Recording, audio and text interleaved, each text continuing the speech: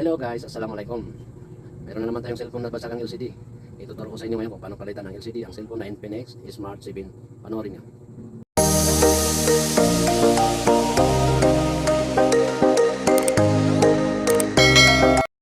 Assalamualaikum guys, ito ay tuturo ko sa inyo kung paano palitan ng LCD ang Infinix Smart 7. Unang gagawin mo, tatanggalin mo yung SIM 3. Pag natanggal mo yung SIM 3, tatanggalin mo yung likod, bubuksan mo. O tuklapin mo yan. Damit ang phone mo phone. May kukuha, pwede mo siyang pagtanggap. Ingatan mo yung fingerprint kasi minsan napuputol. Dahil laman mayuan yan. Tapos, ang susunod dito, mga tornilyo, tatanggalin mo. Marami-rami na rin yan. Tatanggalin mo lahat yan. Ay, Oh, no. Tama ka sa fingerprint, kulay puti yun. Pwede lahat ng tornilyo niya itim. Maliban lang doon sa fingerprint na kulay puti. Tatanggalin mo na yung takip. Tapos sa baba yung mga tornilyo tatanggalin din. Kasi nandyan yung flex ng LCD. Apunta sa charging port. Yan, tatanggalin mo, bubuksan mo, ayaw siya, oh. Yung flex ng LCD. Ito yung... Ayan ang susunod natin gawin. Depende kung unahin mong battery, pero ako LCD ang inuna ko. O po, anong matalas na, no? Manipis na, ay dinam na paanipis no PDO kaya card. And yan, oh. Kung may puji ka, lagyan mo na rin ang puji para malambot, madaling tanggalin. Yan. Ifotanglam. Tanggalin mo na. Natanggal mo, ayaw yung flex. Sunod naman battery ang tatanggalin natin. Ito, lalagyan talaga to ng puji kasi maano to. Apataan ng konti para lumambot yung digit. Ang digit. Labi. Natanggal man. Ayan. Tatanggalin mo yung flex ng LCD. Tatanggalin mo na. Ayun putong pala yung ano. Dininisin yung pagmarumi pero ako hindi kong dilinis kasi malinis na eh. Lalagyan mo na yung LCD. Tapos so, yan. Sasalpak mo yung flex sa charging port. Tapos yung LCD.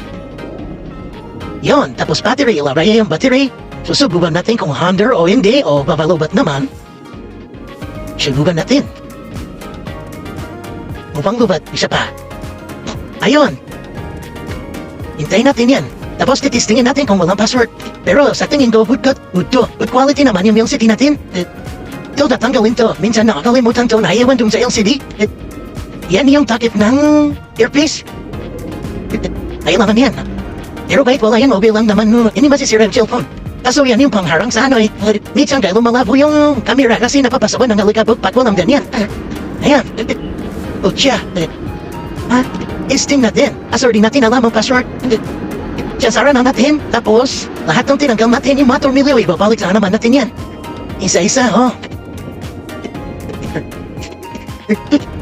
Lahat yan, ibabalik natin.